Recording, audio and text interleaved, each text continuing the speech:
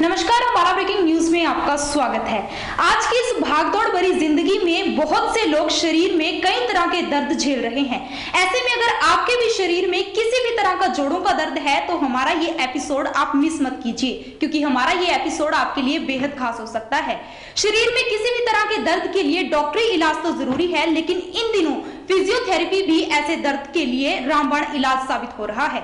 फिलहाल हम आपको बताते हैं कि ये एपिसोड आपके लिए क्यों जरूरी है, क्योंकि अगर आपके शरीर में किसी भी तरह का दर्द है तो इन सवालों के जवाब लेने के लिए हमारे साथ मौजूद हैं फिजियोथेरेपिस्ट डॉक्टर दीक्षा गई शर्मा। सबसे पहले हम उनसे जानेंगे कि क्या फिजियोथेरेपी है और इसके क्या कुछ फायदे हैं। मैम, सबसे पहले तो नमस्कार आपका हमारे स्टूडियो में पहुंचने के लिए। मैम, सबसे पहले तो ये जानना चाहूंगी कि यंगस्टर्स को पता है फिजियोथेरेपी क्या है, ऐसे में अगर आप लोकल सभी को एक कॉमन लैंग्वेज में समझाना चाहेंगे कि फिजियोथेरेपी क्या है तो किस तरह से बताएंगे, किस तरह से काम करती है फिजियोथेरेपी? देखिए, फिजियोथेरेपी एक नाम से ही हम समझ सकते हैं उसको। फिजियोथेरेपी, फिजियो मतलब कोई भी फिजिकली रिलेटेड कोई भी आपको तकलीफ है शरीर में, मसल से रिलेटेड, मांसपेशियों से रिलेटेड, जोड़ों से रिलेटेड या हड्डियों में किसी तरह का दर्द है, किसी भी तरह का दर्द है उससे हम फिजियोथेरेपी से ट्रीट कर सकते हैं। फिजियोथेरेपी में हम मेनली हमारा काम ये होता है कि हम उसकी जड़ तक, रूट कॉज तक हम लोग जाते हैं कि कहाँ से वो प्रॉब्लम अराइज हो रही है, कहाँ से वो स्टार्ट हो रही है, ताकि हम उसमें हम मैनुअल थेरेपी अपने हाथों से हम कुछ टेक्निक्स यूज़ करते हैं, लाइक जैसे मैनिपुलेशंस टेक्निक्स होती हैं, मोबिलाइजेशन टेक्निक्स होती हैं जिसमें हम जॉइंट मैनिपुलेशंस करते हैं, और कुछ मशीनों द्वारा भी हम इलाज करते हैं। क्या मैम इनमें दवाइयों का भी इस्तेमाल किया जाता है? दवाइयाँ मैम ऐसा है कि किसी को बिल्कुल बहुत ज़्यादा दर्द है जो बिल्कुल बर्दाश्त नहीं हो रहा है तो उसको हम टेम्प्रेरी हम लोग मेडिसिन दे सकते हैं, अदरवाइज मेडिसिन का बहुत ज़्यादा रोल नहीं है फिजियोथेरेपी में। मैम, किस एज ग्रुप के पेशेंट्स आपके पास आते हैं और मेनली जो इन दिनों प्रॉब्लम्स चल रही हैं वो क्या क्या दिक्कतें सामने आ रही हैं लोगों को? देखिए मैम, एज ग्रुप तो ऐसा कोई स्पेसिफिक नहीं है। एज ग्रुप मतलब यंग भी उतने ही हैं, ओल्ड एज भी उतने ही हैं, क्योंकि जो यंग बच्चे हैं आजकल, मतलब 15-16 साल के जो बच्चे हैं, मोस्टली सब लोग जिम बहुत कॉमन हो गया है सबका जाना। तो जिम में अगर वो अंडर सुपरविजन काम कर रहे हैं, जैसे वेट लिफ्टिंग कर रहे हैं या कुछ भी एक्सरसाइज वगैरह कर रहे हैं, अगर वो किसी के अंडर काम कर रहे हैं तो ठीक है। लेकिन कुछ बच्चे ऐसे हैं जो मतलब खुद ही अपना मतलब जितना वेट उन्हें बोला जाता है उससे ज़्यादा वो उठा लेते हैं, तो उसकी वजह से उनको कभी टेनिस एल्बो बहुत कॉमन प्रॉब्लम हो रही है, किसी को back pain, slip disc, sciatica, ये सब आगे चल के ये चीज़ें डेवलप होना शुरू हो गई हैं। मैम, फिजियोथेरेपी सेशन की अगर हम बात करें तो कितने दिन का सेशन होता है, क्या इसकी ड्यूरेशन होती है फिजियोथेरेपी की? मैम, ड्यूरेशन एज सच कुछ डिसाइडेड नहीं होता है शुरू से ही, मतलब मिनिमम 30 मिनट्स, मैक्सिमम 45 मिनट्स, और डिपेंड करता है अगर किसी की प्रॉब्लम बहुत ज़्यादा है तो कभी कभी 1 घंटा भी लग जाता है। तो प्रॉब्लम पे डिपेंड करता है कि प्रॉब्लम कितनी पुरानी है या कितनी जल्दी पकड़ में आती है। बिल्कुल बिल्कुल। मैम, इन दिनों जो बीमारियां चल रही हैं, फिर चाहे हम कोरोना की बात करें, डेंगू की बात करें, चिकनगुनिया की बात करें, तो ऐसी जो बीमारियां हैं इनके बाद जो एक इंसान होता है उसके शरीर में काफ़ी परेशानियां या कह सकते हैं कि काफ़ी कमजोरी उसको झेलनी पड़ती है, तो क्या ऐसे पेशेंट्स भी आपके पास आते हैं फिजियोथेरेपी के लिए? मैम, चिकनगुनिया, आजकल डेंगू बहुत हुआ था, और कोरोना तो आप सबको पता ही है कि कितना चल रहा है। तो कोरोना में स्पेशली सबसे ज़्यादा दिक्कत आती है सांस लेने में। तो हमारी फिजियोथेरेपी में ब्रीदिंग एक्सरसाइजेस बहुत अच्छे से सिखाई जाती है, ताकि आपकी लंग की जो कैपेसिटी है जिससे ऑक्सीजन बहुत अच्छे से आपके लंग्स में जा सके, तो हम कुछ एक्सरसाइजेस वो भी बताते हैं।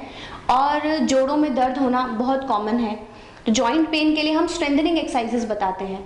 किसी का जॉइंट अगर मतलब बहुत ज़्यादा फ्रीज होने लग गया है, मतलब जकड़न होने लग रही है, तो हम उसको मोबिलाइज करते हैं अपने हाथों से, तो उससे भी वो उसको आराम मिल सकता है। मैम, ये भी ज़रूर बताएं कि जो आपका क्लिनिक है वो किस नाम से है और वहाँ पर जो मरीज आते हैं उनको आप क्या कहना चाहेंगे कि किस तरह की अगर आपके अंदर सिम्टम्स हैं, किस तरह की प्रॉब्लम्स हैं, तो वहाँ पर आप विजिट कर सकते हैं? देखिए, हमारा क्लिनिक जो है वो सेक्टर 1 में है। क्लिनिक का नाम है फिजियोटोविन rehabilitation and sports injury centre, house number 13 में हमारा सेटअप किया हुआ है। और किसी को भी मतलब आजकल जैसे यंग बच्चों को भी और ओल्ड एज में भी सबको प्रॉब्लम्स हो रही हैं, जैसे किसी को गर्दन में दर्द है, गर्दन में बहुत ज़्यादा अकड़ाव हो रहा है, और वो दर्द जो है वो आपके हाथों में भी जा रहा है, बाजुओं में भी आ रहा है, उससे रिलेटेड हो गया, या आपको चक्कर बहुत ज़्यादा आ रहे हैं, सिर दर्द बहुत ज़्यादा रहने लग रहा है, तो इसके लिए ये मे बी सर्वाइकल के सिम्टम्स हो सकते हैं, तो उसके लिए आप कंसल्ट कर सकते हैं। मैम लॉकडाउन लगा था अभी हाल ही में, लॉकडाउन में ऑलमोस्ट सभी ने वर्क फ्रॉम होम किया, ऑनलाइन बच्चों की स्टडी चली, तो जाहिर सी बात है कि घर पर बैठे बैठे ना तो एक्सरसाइज हो पाती थी और ना ही हम अपने शरीर का किसी भी तरह से ध्यान रख पाते थे। तो क्या इसकी वजह से भी लोगों को काफ़ी परेशानियां सामने आई? आपके पास कोई ऐसे पेशेंट्स आए? हम लॉकडाउन के बाद और ड्यूरिंग लॉकडाउन ही इनफैक्ट बहुत केसेस ऐसे थे जिनको नेक पेन, बैक पेन तो बहुत कॉमन हो गया था, क्योंकि कई बार वर्क फ्रॉम होम में आप लैपटॉप पे काम कर रहे हैं, तो आपका पॉस्चर, कई बार एक ऑफिस का सेटअप एक डिफरेंट होता है और एक घर का सेटअप टोटली डिफरेंट होता है। कई बार हम झुक के काम कर रहे हैं, नेक हमारी आगे जा रही है, बैक पेन और नेक पेन होना इज वेरी कॉमन, बहुत जल्दी लोगों को हो रहा है। सर्वाइकल की प्रॉब्लम आजकल यंगस्टर्स हों चाहे फिर सभी एज ग्रुप में देखने को मिल रही है। मैम इसके कारण क्या है मेनली?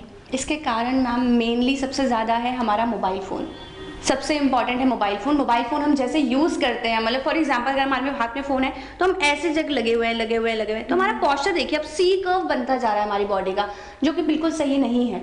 नॉर्मली हमारी बॉडी इरेक्ट होनी चाहिए, नेक स्ट्रेट होनी चाहिए। अगर आपको फ़ोन यूज़ करना है तो आप सामने रख के यूज़ कीजिए, आपकी बैक स्ट्रेट हो, नेक स्ट्रेट हो। अगर आप बिल्कुल झुक के यूज़ करेंगे, चाहे वो लैपटॉप ही क्यों ना हो, चाहे वो फ़ोन क्यों ना हो, तो ऑब्वियसली नेक में और बैक में दिक्कत आएगी। मैम अगर हम छोटे बच्चों की बात करें तो आजकल अगर देखा जाए तो छोटे बच्चों को ही हाथ में फ़ोन दे दिया जाता है, बच्चे ऐसे मोबाइल पकड़कर गेम खेलने लगते हैं।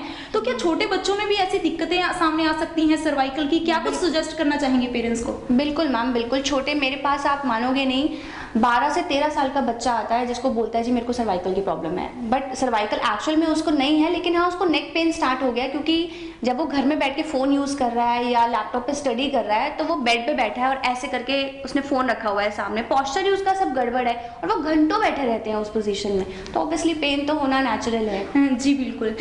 मैम थेरेपी सेशन की बात करें, अगर फिजियोथेरेपी आप सेशन देते हैं, कुछ लोगों की ये भी लोगों का कहना है, सुनने में ये आता है कि थेरेपी हमें आधे घंटे की मिली, हमें ज़्यादा मिलनी चाहिए थी। कुछ लोगों ये भी मैंने कहते सुने हैं कि अगर मशीन को ज़्यादा देर लगा कर रखेंगे तो उन्हें शायद इसका ज़्यादा आराम मिलेगा। क्या कुछ कहना चाहेंगी ऐसे? देखिए मैम, ये मोस्टली आजकल सबके माइंड में है कि जितनी देर का सेशन होगा उतना ज़्यादा हमें आराम मिलेगा, जबकि ऐसा बिल्कुल भी नहीं होता है। जो हम मशीन लगाते हैं, अगर आप हमारी बुक्स जो हमने स्टडी भी करी है, आप बुक्स खोल के भी देखेंगे तो उसमें मैक्सिमम 10 से 12 मिनट का सेशन होता है। इलेक्ट्रोथेरेपी पार्ट जो होता है, जो मशीन यूज़ करते हैं, मेनली जो इफेक्ट आता है वो आता है मैनुअल थेरेपी से।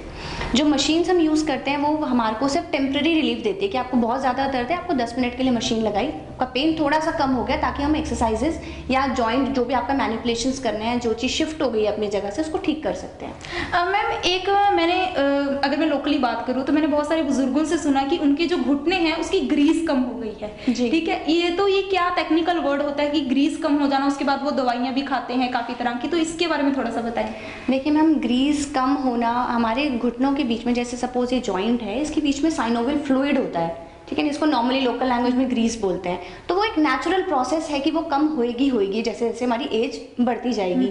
लेकिन आजकल जैसे कि सबका लाइफस्टाइल बहुत ही ज़्यादा ख़राब हो गया है कि चलना बहुत कम है जी, कहीं जाना है फटाफट गाड़ी उठाई चले गए, वॉकिंग बहुत कम है, तो मसल्स की स्ट्रेंथ कम होनी शुरू हो जाती है, ठीक है ना। तो जो वो ग्रीस है, जो साइनोवियल फ्लूइड है, वो धीरे धीरे कम होना शुरू हो जाता है। और इसका सबसे बड़ा मेजर फैक्टर यही है कि सबसे ज़्यादा वेट, जिनका वेट ज़्यादा है उनमें ये प्रॉब्लम बहुत ज़्यादा कॉमन है।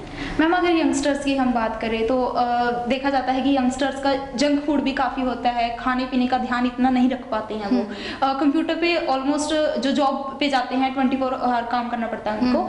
ऐसे लोगों को मेनली आइज़ की प्रॉब्लम भी आती है और आइज़ में यहाँ पर जो दर्द शुरू हो जाता है, मैंने मेरी बहुत सारी फ्रेंड्स हैं उनसे भी सुना कि उनकी आइज़ में यहाँ पर नसों में काफ़ी दर्द होता है। तो क्या ये सर्वाइकल के सिम्टम्स हैं या फिर कुछ और? ऐसे लोगों को क्या सजेस्ट करना चाहेंगे अगर ऐसे सिम्टम्स उन्हें आ रहे हैं तो वो किस तरह से कंसल्ट करें डॉक्टर को? देखिए मैम, ऐसा ज़रूरी नहीं है कि ये जो आइज़ के आसपास आपको पेन आ रहा है वो ज़रूरी नहीं है कि वो सर्वाइकल की वजह से भी हो सकता है मे बी उनकी आईसाइट वीक हो रही हो। और हमारा जो नेक पेन है, अगर हम गलत पॉस्चर में बैठे हैं तो हमारा नेक से ट्रैवल करके पेन आगे तक आता है, पूरा हेड कवर होता है उसमें। तो ऐसा ज़रूरी नहीं है कि मतलब सर्वाइकल है, बट मैं सिर्फ यही कहना चाहूँगी कि अगर उनको प्रॉब्लम हो रही है तो वो हर 15 मिनट के बाद अपने स्क्रीन ऑफ स्क्रीन हो जाए, मतलब स्क्रीन से हट के नेक की मूवमेंट्स करें, सारी बैकवर्ड फॉरवर्ड साइड टिल्ट सारी मूवमेंट्स करें ताकि आपकी मोबिलिटी ठीक रहे। मैम आपने फिजियोथेरेपी के बारे में बताया, उसके फायदों के बारे में बताया। अब मैं आपसे ये जानना चाहूंगी कि जो ऑलमोस्ट सब लोग जानना चाहते हैं कि फिजियोथेरेपी का जो कह सकते हैं कि एक रिजल्ट होता है कि फिजियोथेरेपी जब तक मरीज ले रहा है फिजियोथेरेपी, क्या वो तब तक ठीक रहेगा या फिर उसके बाद भी उसको इसका फायदा मिलता रहेगा? देखिए, फिजियोथेरेपिस्ट के पास अगर कोई पेशेंट आ रहा है तो इट मीन्स वो उसका पोस्चर या उसका लाइफस्टाइल कुछ गड़बड़ है, तभी उसको पेन हो रही है। और हम लोग क्या करते हैं, फिजियोथेरेपिस्ट का काम होता है कि वो पूरी जो भी उसकी बोल सकते हैं हम कि कोई भी उसकी बॉडी में डिफ़ॉल्ट है, कोई भी उसका मसल टाइट है या कुछ भी वीक है, तो हम उसको करेक्ट करते हैं, उसका पोस्चर पूरा करेक्ट करते हैं। हमने उसको करेक्ट करके दे दिया, जी अब आप ठीक हो, और आपको हमने कुछ एक्सरसाइजेस बता दी कि आपने ये घर पे करना है। जब तक आप उसको मेंटेन करके रखोगे तब तक तो ठीक है। हर चीज की मेंटेनेंस जरूरी है, चाहे वो इंसान का शरीर है चाहे फिर वो कोई सामान है। जी बिल्कुल मैम, मैं आपसे ये भी जानना चाहूंगी कि जो मरीज इतने मतलब सार्थक नहीं है कि आपके पास आ सके, इतने उनके शरीर में दर्द है कि वो आपके पास खुद चलकर आ सके, उनको आप क्या फैसिलिटी प्रोवाइड करते हैं? देखिए, हमारे पास हर तरह की फैसिलिटी है। जो क्लिनिक में आना चाहता है वो आके भी थेरेपी ले सकता है, और जो नहीं आ सकते, जैसे कुछ काफ़ी बुजुर्ग हैं या जैसे किसी को पैरालाइज का अटैक हुआ है, वो चल नहीं सकता है, जिसके गोडे बहुत ज़्यादा खराब हैं, जो चल नहीं सकते, तो हम उनको घर पे जाके भी फिजियोथेरेपी प्रोवाइड करते हैं। तो बिल्कुल ये है डॉक्टर दीक्षा गई शर्मा, फिजियोथेरेपिस्ट, जिन्होंने हमें जानकारी दी कि अगर आपके शरीर में किसी भी तरह का कोई दर्द है तो आपको फिजियोथेरेपिस्ट के पास जाना चाहिए, और फिजियोथेरेपी किस तरह से काम करती है, किस तरह से मरीजों के लिए लाभदायक साबित होती है। बहरहाल उम्मीद है कि आपके लिए हमारा ये एपिसोड बेहद खास रहा होगा, और ज्यादा से ज्यादा इसको शेयर कर दीजिए ताकि जिन भी लोगों को शरीर में किसी भी तरह का कोई दर्द है, कोई परेशानी झेल रहे हैं, तो उन लोगों तक ये अहम जानकारी जरूर पहुंच सके। और जुड़े रहिए हमारे साथ, हमारे Facebook page Ambala breaking news पर, और हमें यूट्यूब पर भी सब्सक्राइब करें।